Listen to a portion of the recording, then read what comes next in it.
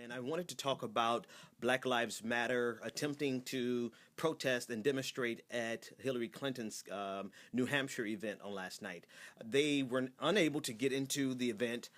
Secret Service shut them out at the door, ostensibly because they arrived too late. The team, I believe, was coming from Worcester, Massachusetts, the Boston area, trying to get to New Hampshire. So it was a little drive. So I can imagine them being late, but they were shut out. And Hillary Clinton met with them after the fact. In the discussion, it was, according to the New Republic, they had a conversation, a 15-minute conversation with Hillary Clinton, where Hillary began to try to convince them that the change that they seek, the change that we seek, needs to happen through the system and not necessarily in changing the hearts and minds of the people, but change the system first and then change the hearts and the minds of the people, which you can agree or disagree with that. I think there's some logic to it, but what they ran into, though, which was interesting, was Hillary offering more advice than listening. Hillary doing more lecturing than listening, which is not a surprise, right? I think anyone who has observed the political system for more than a week realizes that politicians do that. It's human nature. They're going to do that. And so they pushed back, the Black Lives Matter activists pushed back and let her know that they don't need her advice, but that she needs to listen.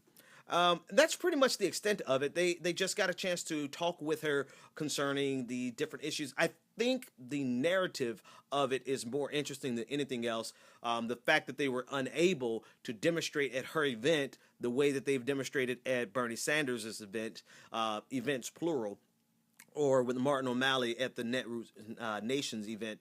And I don't think that they will be able to do so. I don't think they're going to be able to actually get there and protest and demonstrate at Hillary Clinton's event as they have been able to do with Bernie Sanders, primarily because of the Secret Service, and that's just the lay of the land.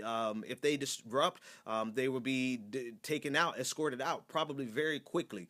So, but it is good that they got an opportunity to speak with Hillary Clinton, which shows you the efficacy of Black Lives Matter in general across the board, particularly though their efforts at the Netroots Nation conference in 2015, a few months ago. But what they did there is, even though a lot of people disagree with me on this, what they did there was effective, strategic, and it yielded a lot of positive results, what they did at Netroots Nation.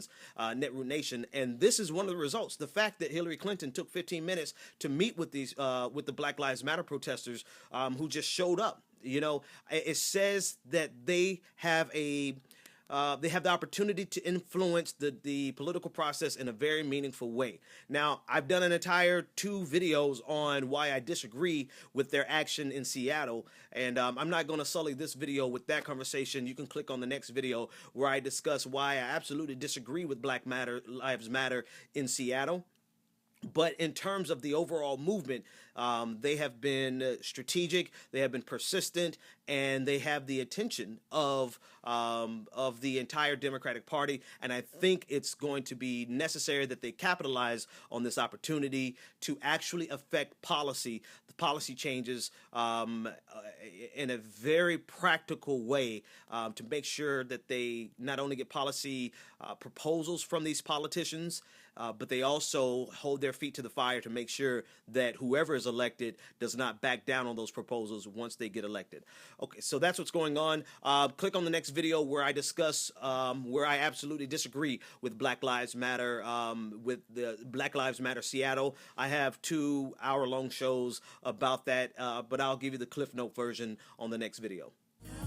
Hey, thanks for watching this video, everyone. If you liked it, be sure to click the like button, subscribe, and make sure you share it with all of your friends. If you like what we're doing at The Benjamin Dixon Show and think more people should hear it, consider becoming a Patreon. Go to www.patreon.com/TheBPD Show, and we'll see you next time.